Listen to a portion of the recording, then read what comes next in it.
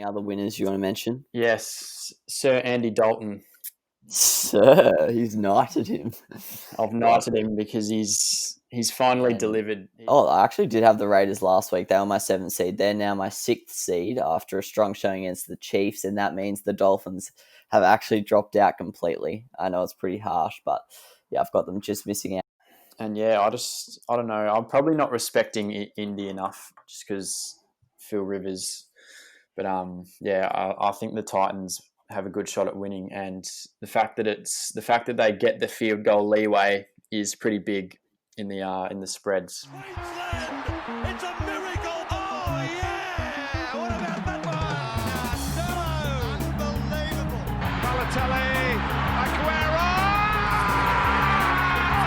Crowd cheers. Here's Siddle. Oh, the ball is close. He's given him. He's given him. Peter Siddle's got a hat-trick on his birthday. Welcome back to the On the Ball podcast. This is episode 88 of the show. Welcome back, Pilch. How are you, mate? Thanks, mate. Unreal, mate. How are you? Yeah, I'm pretty good as well, actually. Nice weather today in Melbourne. Always lifts the spirits. But once again, back to talk about the NFL in real life. Week 11 review. I'm coming through the back end of my uni exam, so the podcast content might start to get a bit more creative in about a week's time, but we'll definitely be keeping these NFL ones up because we're loving them at the moment. We've changed the structure a little bit today, but pretty similar all in all. We've scrapped the match of the week, bit of a pointless way to start it, so I reckon we just get straight into the meat and veg of the episode, the winners and losers. A lot of winners, a lot of losers this week. There was quite a few upsets, I actually reckon. But who's your winner of the week, or one of your winners? Taysom Hill. He surprisingly got the start over Jameis this week, and he easily led the Saints to a win over Falcons division rivals. He was solid through the air, nothing special, but rushed for 2 touchdowns and got them a good win. So that's really good for his career, I'd say. And he's going to remain the starter in New Orleans until Breeze comes back, you'd think. Yeah, and it's a big couple of weeks for him because this is likely going to be, it's most likely going to be Breeze's last season. So who knows if Taysom keeps this up, he could all of a sudden be the guy who's going to replace Breeze in New Orleans, or at least for next year, and they might see how it goes. But yeah, 100% big week for him. I was pretty skeptical. I think we both were. I think we thought it was pretty stupid that they weren't playing Jameis, but obviously Sean Payton knows more than us, so fair play to them. And yeah, I think he has a solid contract, but I was reading something about it today. There's a way he can earn more next year or something if he meets a few requirements, and then moving on from there, he can earn a lot more if he plays well over the next few weeks. So yeah, great start to his QB career in the NFL, and it'll be interesting to see how he goes this week. My first winner of the week is the Seahawks defense. They finally rocked up to a match, kept Kyler Murray's Arizona Cardinals to just 21 points. A lot of the NFC teams have a big deficiency, and this was the Seahawks' main thing. Their defense had been pretty bad all year. And yes, Kyler's injury did help a lot. He wasn't running as much because they didn't want to risk him getting hit with his shoulder injury. But still keeping a wild card opponent, however you want to view the Cardinals, to the Seahawks to 21 points, a huge reason why they ended up winning the game. They kept Kenyon Drake to 2.6 yards per carry, and they kept DeAndre Hopkins and Christian Kirk both pretty contained, which is not the easiest task. So huge week for the Seahawks defense. All of a sudden, you could see a way that the Seahawks can win the NFC if that defense does start to fire. And moving forward, I think the Seahawks have one of the easiest schedules remaining to a playoff. So it's going to be interesting to see if their defense can keep it up. I know they don't have the toughest matchup this week against Philly, so it'll be interesting to see if they can keep a lid on Wentz in the offense there. But good signs in the Seahawks in terms of their defense. Definitely. Because we know they can do it on offense. So do you reckon they're a chance to win the NFC, or do you still think we haven't seen enough from them yet? No, I'm going to say they won't win the NFC. No, I think the Packers and the Saints are clearly better still. Yeah. Who would you take right now out of the Bucks and the Seahawks? And chuck the Rams into that, actually. Who are you taking out of those three most likely to win? Well, little spoiler, we're about to do our NFC standings, but I've got the Rams winning that division over the Seahawks. So. Yeah, interesting. Do you rate the Bucks or not really? Have you gone off them now? I've got Bucks above Seahawks as well. All right, interesting. So yeah, big couple weeks for the Seahawks. They've got to keep working on that defense if they have any hope of doing things, but good start for them. Do you have any other winners you want to mention? Yes, Sir Andy Dalton. Sir, he's knighted him. I've knighted him because he's finally delivered. He played 2 or 3 games before getting concussed, and then Ben DiNucci came in, but he looked pretty Boris in those games, and as a result, the Cowboys looked like shit. But this week, tough game against the Vikings, who have been in great form, and Dalton rocked up, got the boys over the line. I believe it was in Minnesota, not 100% sure about that, but yeah, huge win for the Cowboys, and that's very good signs for Dalton and the Cowboys going forward. Yeah, Dallas and Washington were my winners, actually. 2 of my winners, both for the same reasons. Basically, both had big wins over the weekend. They went from unlikely chances at winning the NFC East to both becoming genuine chances overnight, basically. As you mentioned, Dallas upset the Vikings. They held Dalvin Cook to 4.3 yards per carry, which I thought was pretty impressive given what they had given up to past running offenses over the season. And yes, Thielen and Jefferson did cause them a lot of havoc, but to keep the Vikings to 31 points, to 28 points, sorry, they did solid there. And as you said, Dalton leading the Cowboys to scoring 31 points. That's a pretty good effort. In terms of Washington, though, they got lucky against the Bengals. The Bengals missed 2 field goals in the first half. Both hit the post, I believe, and then Burrow went down, obviously, around halftime. And then in the second half, Ryan Finley went 3 for 10, including an interception. So Washington got away with one there. They probably wouldn't have won it if Burrow didn't go down. But look, out in the NFC, she'll take what you can get at the moment. And now that puts them tied on the same level of wins as all the other teams, despite being perceivably worse. But based on the 538 algorithm, I don't know if you're aware of that website, but they have like mathematical models to predict all sorts of things. But at the moment, their NFC East percentages are Washington's at an 80% chance of winning it, Dallas 23%, Giants 25%, Eagles 35%. So very close. They're still the 2 outsiders, but they play each other this week, Dallas and Washington. If Dallas win, they become the favorite. And if Washington win and Seattle beat Philadelphia, which is what we'd expect, then Washington actually becomes the favorite. So huge week this match. But yeah, big week for these 2 teams, obviously with Philadelphia losing as well to the Browns. Highlights how good their weeks were. So, but yeah, Dallas, they go into NFC favoritism for me personally at the moment, just with their remaining fixture. I just think, even though the Eagles probably have a more solid team, considering Dalton is the QB in Dallas, I just don't know. I back Dallas at the moment. Who do you reckon is going to win that one out of Dallas and Washington, mate? Yeah, I think Dallas will win that one quite easily, and it's in Dallas as well.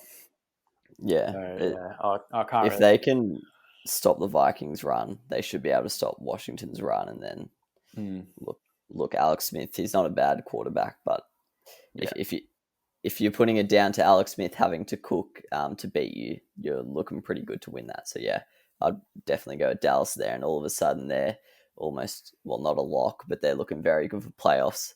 But yeah, as I mentioned, Philly had a shocker. Once again, I think they've been in the losers section along with the Ravens more times than any other team. They lost to the Browns, only gave up 1 touchdown, and they still lost, which is kind of been the story of their season. Their defense has been pretty outstanding, and their offense just hasn't really been able to back that up. Wentz threw 2 interceptions. Miles Sanders had a fumble. Travis Fulgham, for the second week in a row, was the most targeted receiver, and he walked away with 1 catch.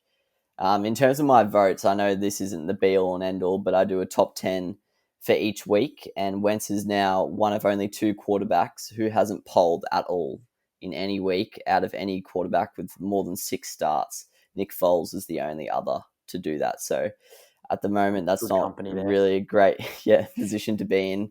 I think that's because Drew Lock and Cam Newton both picked up votes for the first time over the weekend. But yeah, not good from Wency considering, you got blokes like Joe Flacco have already polled. And yeah, moving forward, they have the 7th hardest schedule in the competition, whereas Dallas have the 29th hardest and New York have the 20th hardest. So yeah, interesting. What do you stand? I was listening to a podcast. They talked about this for a little bit. Do you think they should bench Carson Wentz and give Jalen Hurts a crack? No. I think I saw Doug Peterson say that if they did that, then it would be giving up on the season, and I completely agree with that. Like, they're still real sniffs for the playoffs. I can't really see Hurts taking them there. Yeah, fair enough. Wentz definitely needs to lift though. Yeah. If he wants to keep his job there in the long term. Do you have another winner? Do you reckon we'll see Wentz at another team next season? I don't know. It's a tough one. I think the Eagles have a soft spot for him because they saw what he could do in like 2017 or 18 when he was leading the MVP at the halfway point of the season. But yeah, it's getting to the point now where if he hasn't really been able to take advantage of this situation this year where the rest of the division's been absolutely crap, it's kind of like, well, when's he going to step up to the plate? I think they would give him one more year, to be honest. I don't think they would pull the pin on him yet, but I think next year Jalen Hurts, he would be a genuine chance to become the starter, like in the midpoint of the season. But do you reckon he should go somewhere else, or do you reckon? I think it depends a bit, but I don't know. Yeah, obviously it depends, because if they make the playoffs, somehow win a game, then all of a sudden he's a hero. So, but if they really believe in Hurts, then I could see them shipping Wentz off next season. Yeah, the thing is, what was the point of getting him? Like, if they don't make playoffs this year, and I think if they miss out on playoffs this year, I think they should give it to Hurts next year, because otherwise, what was the point of wasting a 2nd round pick on a QB if you're not going to back him in? Because, I probably agree with you. Stick for Wentz in the short term, and then if things change, maybe look elsewhere. But yeah, do you have another winner you want to mention? No, got 2 winners, 2 losers.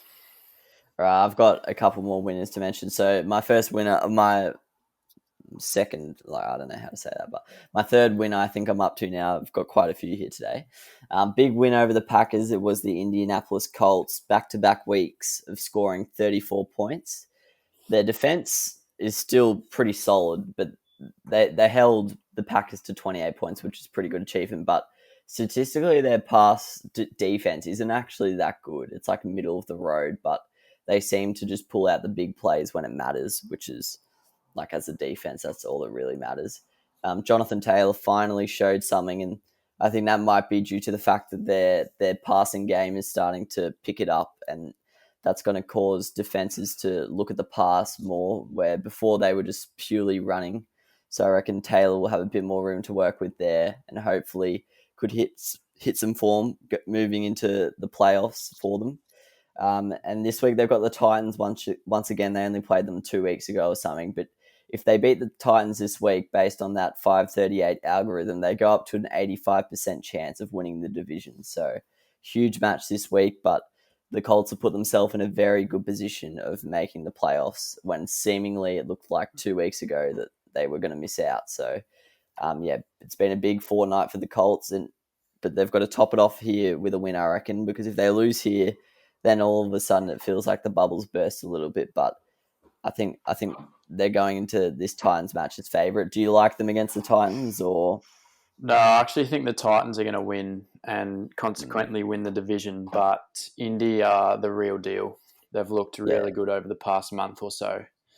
And I could see them going deep into the playoffs. Yeah, it's a huge match because with the state of the AFC wildcard picture being so packed, there's so many good teams in there. you want to make sure you win the division just to confirm your spot, because we've seen with the Ravens, they're now out of the picture at the moment. They're sitting in the 8th spot. So, it's pretty cutthroat in that wild card situation. So, huge game this week, but massive win for the Colts over the Packers. And then my final 2 winners, I just mentioned the AFC wildcard picture. And so I'm going to mention the Cleveland Browns and the Las Vegas Raiders. Miami and Baltimore both lost, and that saw the Browns and the Raiders stocks increase hugely. The Raiders did lose. However, it was like a final minute loss to the Chiefs. So it's pretty, like, if anything, their stocks probably rose, in my opinion. And the Browns won an ugly game against Philadelphia. To win a match with 1 TD shows that they've got a solid defense as well. The Raiders have the 2nd easiest fixture remaining, which is also a good thing for them. And the Browns, they're up to 7 wins. And I feel like they haven't really fully clicked yet. I don't know about you, but all their wins seem to be in weird fashion. So who knows, all of a sudden, if they could find some form moving into the playoffs and they sneak into that wild card spot, they could be a dangerous side, because if you're a team with 7 wins and you haven't played at your full potential yet, that's pretty frightening. And them themselves have the ninth easiest fixture this week for the rest of the season. And they've got the Jags this week, and you would expect them to win that, which would take them to 8-3. And from that point, it'd be pretty hard to see them miss the playoffs. So big winners were the Browns and the Raiders, I reckon. Who were your losers, mate? Yeah, I can't believe the Browns are 7-3. To be honest, yeah, it's crazy. I don't know how they've gotten to that point, but obvious huge loser, and it's not his fault. But Joey Burrow copped a freak injury, tore pretty much every single thing in his knee.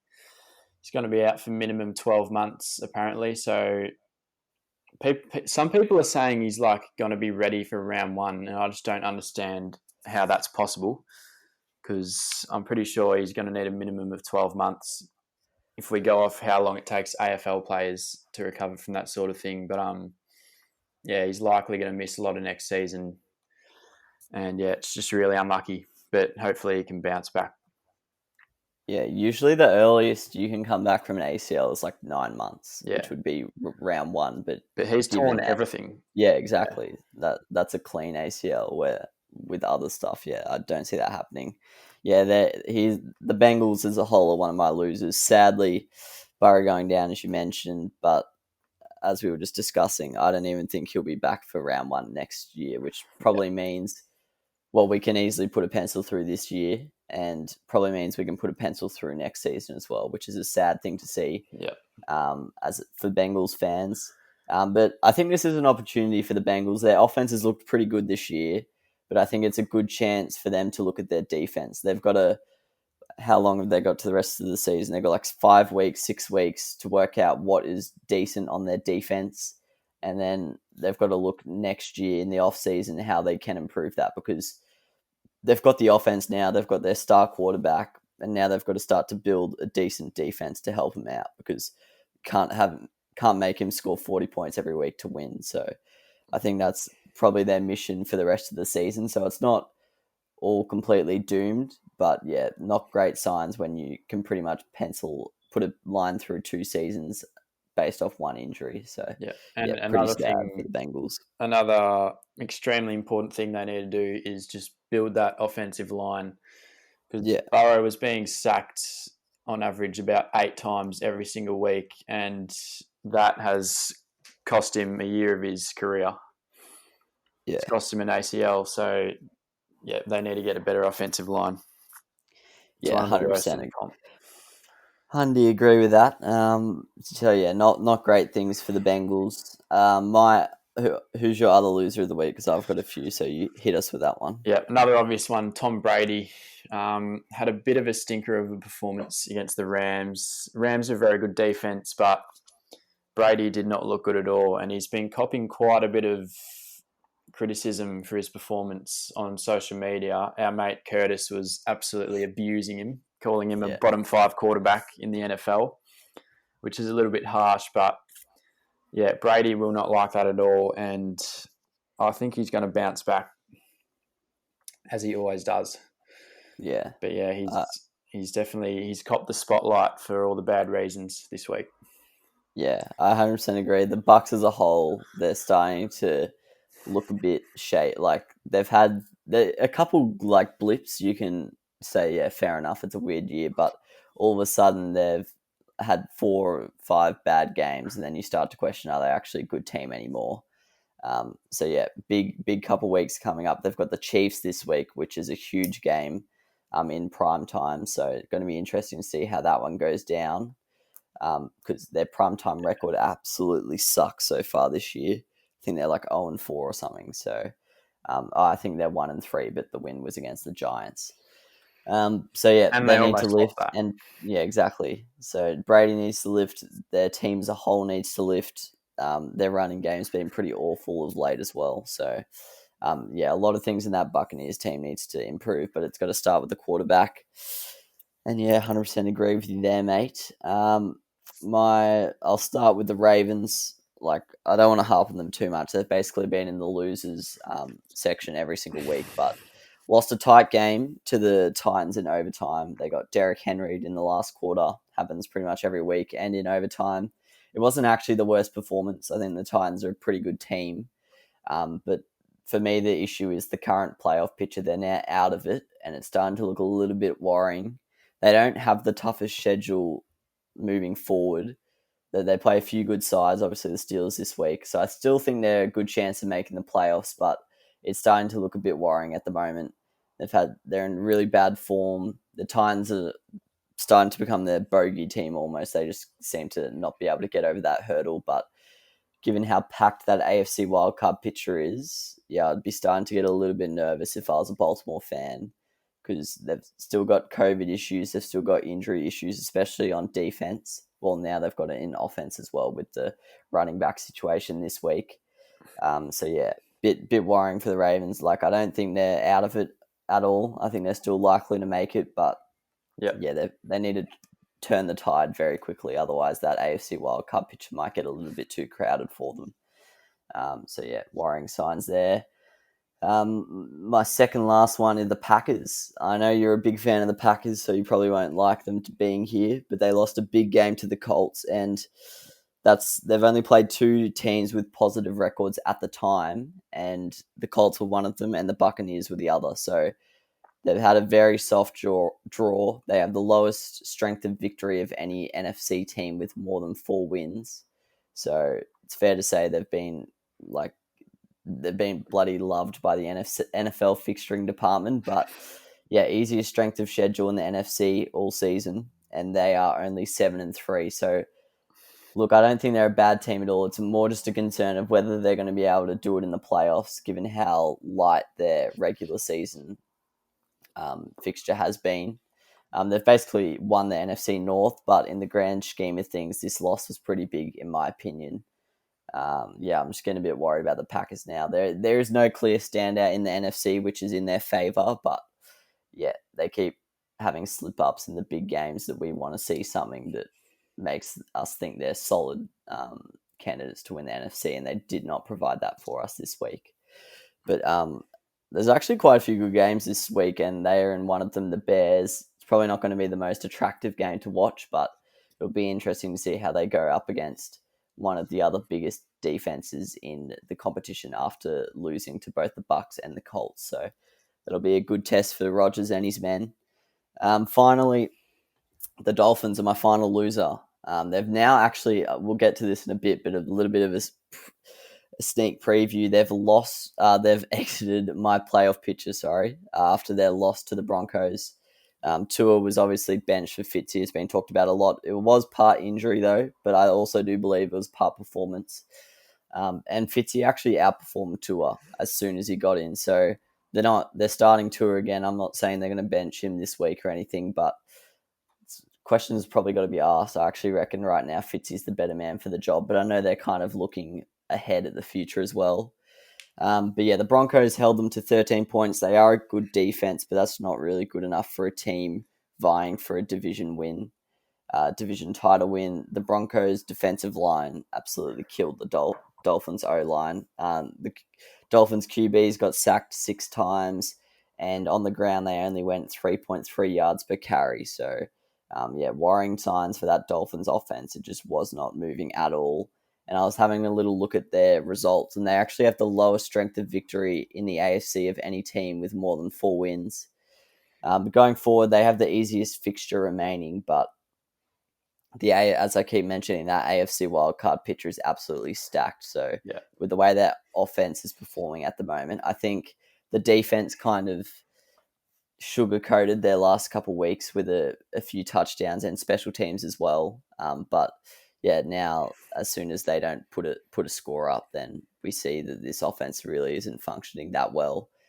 Big game this week though against the Jets. This is got to be a huge bounce back game for Tua. I reckon he's in for a big one. But I'm starting to get a little bit worried about the Dolphins after being pretty high on them of late. But that's all I've got for my losers. Before we get into the next one, just a reminder to feel free to get around the potty. I forgot to mention it earlier. I should have said it earlier, but oh well. If you're still listening, feel free to subscribe, or if you're on Spotify or podcasts, feel free to review the potty. Would be greatly appreciated. All right, predicted playoff bracket, mate. Do you have your original predictions, or are you just going completely fresh for this week? I'm going fresh. All right, start with the NFC. NFC? Yeah. All right, so I've got the seedings and everything. So seed 1, I'm going with the Packers over the Saints. A little bit biased, but I backed them back in Rodgers to get it done, and the Saints don't have Drew Brees for at least probably another month. Saints 2, Rams to take out the West, and the Giants to take out the East still. I think the G, man. I think it's between them and the Cowboys at this point. Yeah, obviously anyone's game, but I think they're the 2 favourites, and the Giants have actually looked a lot better recently. And I've got the Buccaneers, Seahawks, Cardinals rounding out the wild card spots. Yeah, I've got very similar to you, just a bit of a different order. Looking at last week, my changes are the Packers, I've demoted them from the number 1 seed to the number 3 seed, actually. The Saints have bumped up from 2nd to 1st. The Seahawks have bumped up from 3rd to 2nd. I have now got the Cowboys winning the NFC East as opposed to the Eagles. The Buccaneers have dropped from my 5th seed to my 6th seed. The Cardinals have dropped from my 6th seed to my 7th seed. And the Rams have jumped up from outside the picture to up to the 5th seed. So a lot of changes. The Vikings all dropped out after their loss to the Cowboys. Now, got all 3 NFC West lads making it, which would be pretty elite from them. But that's what we're looking at the moment. Very close. So it's weird. This NFC conference, we look at it as the weak one, but then if you see the Bucks and the Cardinals are my 6th and 7th seed, all of a sudden it's not the worst conference going around. A couple big games in that conference this week. What about the AFC, mate? What are you thinking here? Yeah, so the AFC is impossible to pick because, as you just said, it's absolutely stacked. But I'm sticking with the Chiefs at number 1. I think they'll win out, go 15-1, and the Steelers will lose at least 1 game, and the Chiefs will get the number 1. Steelers 2, Titans over the Colts at 3, and then the Bills to win the East. Yeah, and then I've got Baltimore 5th seed. I think they're gonna go 11-5 or 12-4 after Pittsburgh this week, which is my upset of the week. They've got a really easy schedule. And I can see them winning out. If they go 12-4 after the season they've had, that's actually insane.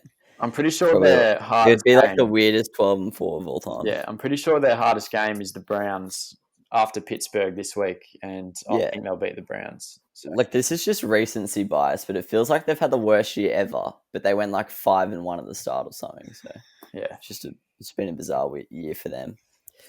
And then Colts number 6. And then number 7, I'm sticking with the Miami Dolphins. Ooh, the 7 seed's the hard one. So you're Browns and Raiders missing out. Browns and Raiders missing out. I think the Browns still have to play the Ravens. And have they played Pittsburgh twice yet? No, I think just once. So they got to play the Ravens and Pittsburgh. And as you said before, Miami have a really easy remaining schedule. Yeah. So I'm going to give them the nod. Yeah. My change. I've still got the Steelers, Chiefs, Bills as my 1, 2, 3. And then I've had a change in the AFC South winner. I've changed it from the Titans to the Colts. I reckon after their win, after their last fortnight's form, I've gained a bit of faith in the Colts, especially on offense. Yeah. I've got the Ravens dropping from my 5th seed to my 7th seed. Still got them sneaking in though. The Titans are now my 5th seed after dropping out from my AFC winning spot. And then, I actually did have the Raiders last week. They were my 7th seed. They're now my 6th seed after a strong showing against the Chiefs. And that means the Dolphins have actually dropped out completely. I know it's pretty harsh, but yeah, I've got them just missing out. And the Browns, they're completely out of it as well for me. So yeah, very hard to pick though. That AFC wildcard picture is insane. Yeah, it actually is. And the thing in the AFC, you actually, if you come 6th, you're like a genuine chance because there's from 3rd to 6th, like they're all similar levels. So if you can get that 6th spot, all of a sudden, like you're a chance to go on a bit of a run. I guess the same applies for the NFC if we've got the Bucks and the Cardinals 6th or 7th or whatever. So yeah, it's looking like a pretty juicy playoff picture at the moment. Excited for it already. Next segment, we've got the offensive with our weekly awards. So the Week 11 awards, offensive players of the week. Who are your 3 here? 3? Oh, if you've just got one, that's fine. Oh, 3 for each posse? Nah, just in total. Overall. Sorry, I've done 1 per position. No, that's fine. But mine are all different posies actually. So. To be honest, yeah, okay. I'll go. Okay, number 3, I'm going to go Derrick Henry. 133 rushing yards, 1 rushing touchdown against a pretty tough Baltimore defense, and he scored that winning touchdown in overtime to get the win. We already know he's an absolute beast, but does it week in, week out, and had another great game. Yeah, I feel like he's been going under the radar the last month, to be honest. They've played some real tough defenses, and he's been just quietly putting up numbers, and everyone's kind of focused on Dalvin Cook. But Henry's just quietly going to work. But yeah. And his upcoming schedule is like the juiciest thing ever. He could have 200 rushing yards a game. Yeah. And, I'm going with Robert Woods as my second player of the week. Buccaneers, very tough defense, and Woods and Cup absolutely killed them. Whether you can put it down to McVay's system or them two balling out, I'm not sure, but Woods had an unreal match. 12 catches, 130 yards and a touchdown. And it's looking like him and Cup might be back in business for the last game. They do look back, yeah. The lads are back. Who's your final man? Finally, number 1, Deshaun Watson. Got the Texans over the Patriots. I reckon you can call it an upset. I mean, they're both pretty bad, but I would have had the Patriots as favourites. Patriots were the favourites, I think. Yeah, I think it was close, but yeah, Watson absolutely balled out. 350 yards, 2 touchdowns, and a rushing touchdown. He's been going under the radar like a lot, I reckon, just because the Texans have been real bad, so people are just forgetting about them. But he's probably been a top 5 quarterback this season, arguably.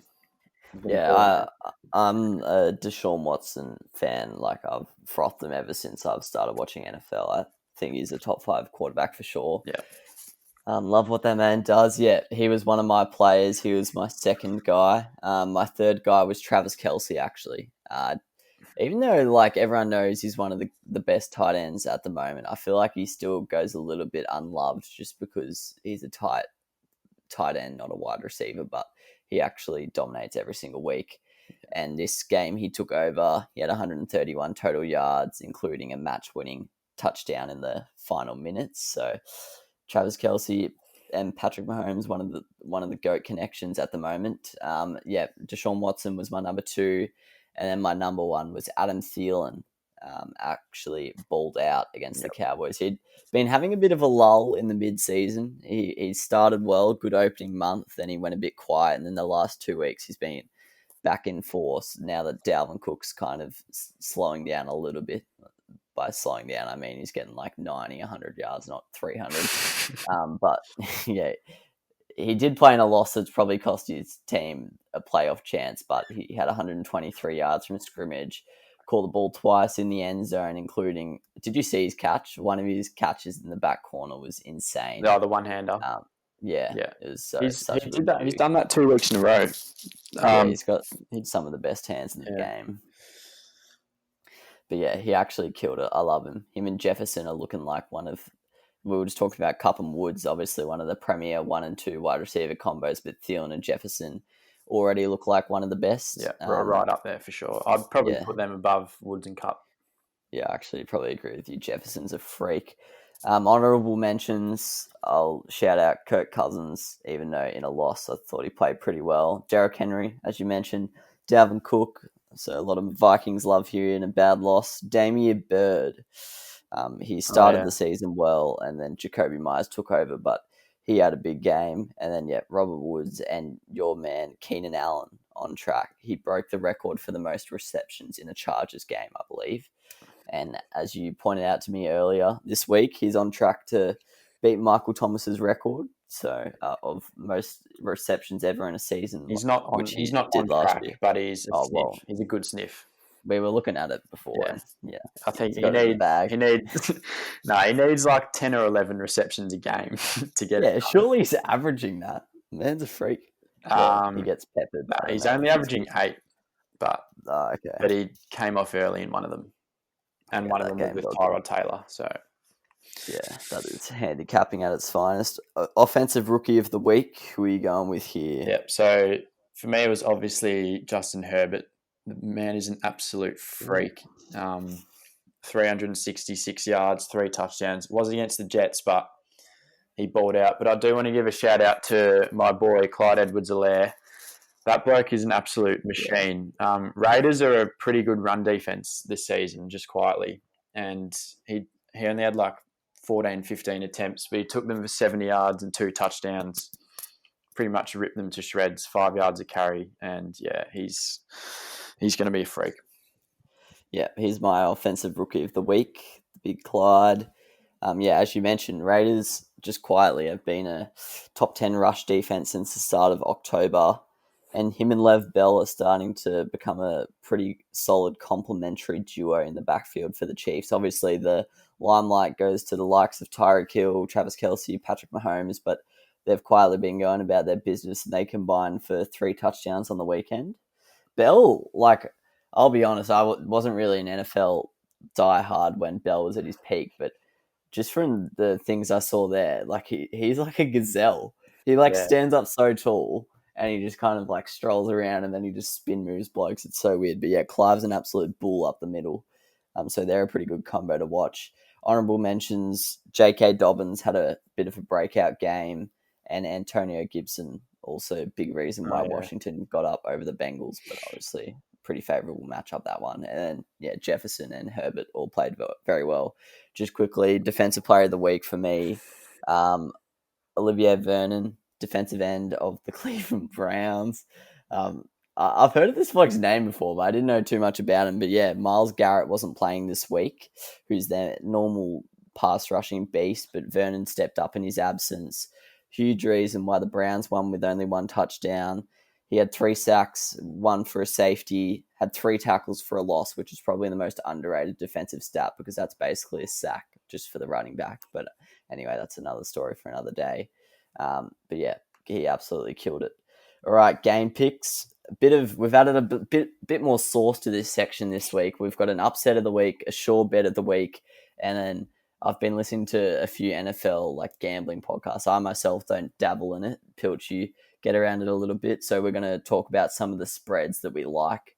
But before we get into, actually, they might be some of your upsets and sure bets. So we'll start with that. Who's your upset of the week?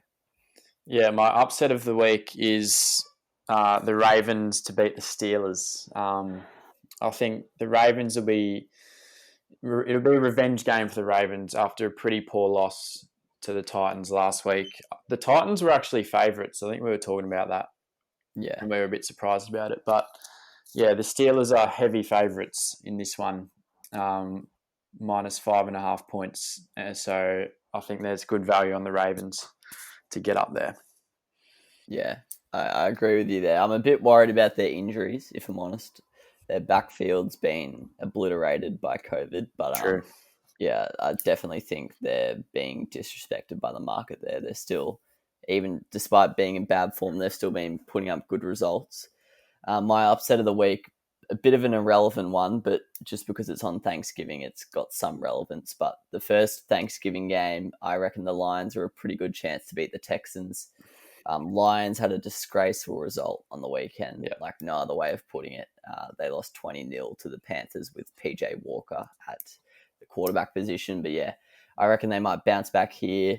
I think a lot of it does come down to whether Swift plays, because I think without Swift, they're a lot less dynamic on offense. But they're probably going to get Swift back. They could even get Kenny Golladay back. Yeah. And the Texans are actually paying $1.63 in Australian odds. I don't know what that converts to in American odds, but they're one of the worst run defenses, and Detroit have been pretty good on the ground all year. So if Swift comes back into the lineup, he's in good form. I'm a little bit concerned about Stafford's hand issues. I think he's pulled strained ligaments in his thumb or something. But yeah, I reckon they're definitely a smoky to beat the Lions. They might have to score like 30 plus points, but because their defense isn't great. But yeah, I reckon they're a good chance there in the early Thanksgiving kickoff. Your sure bet of the week, who do you reckon's a guarantee to win their matchup? Yep, just quickly, Stafford's got to be one of the most unlucky blokes of all time. I swear he's just permanently injured. Yeah, I know. But my sure some blokes like that. Yeah, my sure bet of the week is the Giants to get up over the Bengals. The Giants. How lucky are they, just quietly? Like, I reckon the Bengals are actually a pretty nasty opposition with Burrow, but without him, with Burrow, I reckon this would be a 50-50, but the odds are actually minus 5.5 points, which is huge, but I can't really see the Giants losing this. Their O-lines looked better.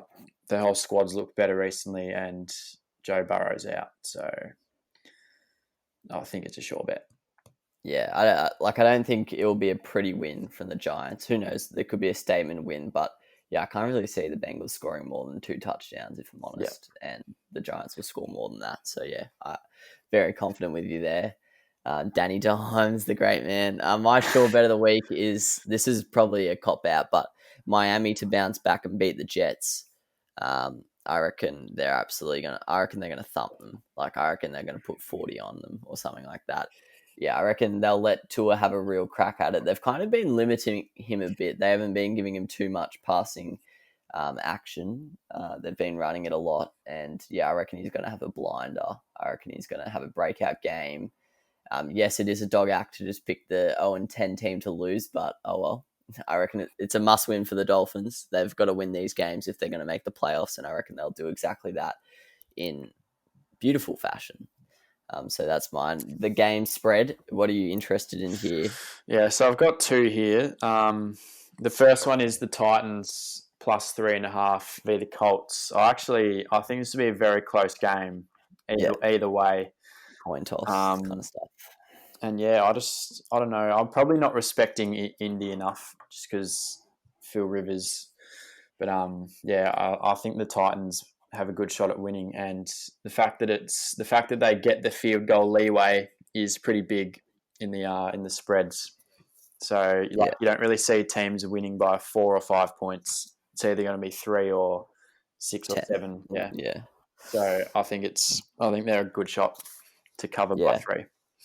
I back you there. And I reckon we saw it. The Colts did a job on them last time, so I reckon they would have been thinking of a few ways to get around their divisional rival there. But yeah, massive game. There's actually a lot of big games this week. Yeah, it's huge. But that's probably the biggest of the lot. The one I'm interested in, I've got a few here. Look, my lingo in the betting is not that high, but the Cardinals at minus 2.5. They're playing the Patriots, and I'll be honest, I'm not really sure why the margin is that small. That's quite juicy, actually. I would have thought that'd be like 5 under or something like that. But I checked the weather because it's at Foxborough, and we know that's a pretty volatile weather situation there. Sunny, no rain, no wind. It's a beautiful day. Kyler Murray, yes, he's got a broken shoulder or whatever, a strained AC joint or whatever he's got going on there, but I still think Deshaun Watson absolutely killed them last week. They lost to a pretty bad Texans team. I think Cardinals are way too classy to lose this one here. Yep. And yeah, as you said, I can't see them winning by under a field goal. So yeah, I'm backing them in here pretty comfortably. So I like that spread a lot. What's your second one here, mate? This is another similar one, and it's the Raiders -3 against the Falcons, who absolutely suck. It's in Atlanta. Yeah, they do suck. It's in Atlanta, and they play in one of those domes, which is supposedly a huge worst stadium to watch football on TV. Why? I don't know. I just hate it. It's like the way the grass is. It's like not the same color or something. I don't know. It's weird, but the Raiders beat the Saints at their dome earlier in the season, so yeah, they're just a way better team, and like they were almost my sure thing, one of my sure bet if I didn't pick the team. Surely they're going to put like 40 up. They've been putting 30 plus up against a lot better defenses than the Falcons, so I reckon you're onto one there. And a decent factor in this is Julio Jones. If he plays, the Falcons might have a chance at putting up quite a few points. It's going to be a blowout either way, you'd think. But if he doesn't play, they're just going to get absolutely obliterated. Yeah, 100% agree with you there. I've got two more. Both of mine are rank outsiders, but I reckon they're being a little bit disserviced by the odds. This one's a risky one, so if you're actually listening to us to put money on, don't do this. But it's the 49ers at +7. The Rams did just put on back-to-back clinics against the Seahawks and the Buccaneers, but I think we're forgetting that the 49ers, even with the injuries, are still a pretty good team. I think a lot of this depends on injuries, similar to the Julio thing. Deebo Samuel is questionable at the moment to play, and then Mostert and Jeff Wilson are both scheduled to come off injury reserve this week, but they haven't officially been named as playing. But they're still a solid team without those guys.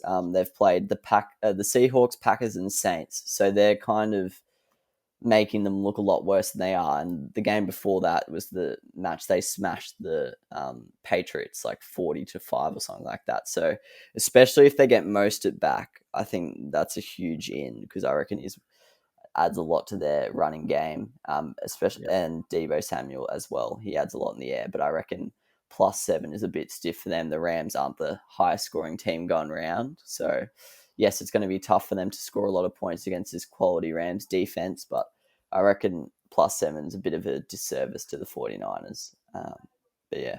And then my final one is the Bears. Exact same situation. They're at +8.5 against the Packers. I do think they're going to lose. I'm pretty confident they will lose, but I just don't think it's going to be that large of a margin. I was looking through their matches this year. Only one match has had a margin of more than 8 points, and that was a 24-10 loss to the Rams. So, yeah, with a defense like that, it's pretty rare that there's blowout wins. So even though the Packers' offense is on paper one of the best in the comp, it hasn't actually been in the greatest of form the last 3 weeks. So I reckon the Bears are pretty harsh to be that badly favoured in the betting markets, so I reckon they're not bad value there either. Yeah, I agree with that. That's way too big. 8.5. Yeah, that's like Jets numbers there. That means they're paying like $5, are they? Or $4? I think they're $3.60 or something like that. But yeah, I think the Packers are actually the biggest favourite this week, which is pretty interesting given the Bears aren't bad at all. But anyway, fair enough. So that's all we've got there, unless you want to mention anything else. I actually enjoyed that little last segment there. I don't know why. We should do a few more next week. I haven't got any more at the moment. But. Yeah, we'll maybe bring. Yeah, I agree with that. I like that a lot.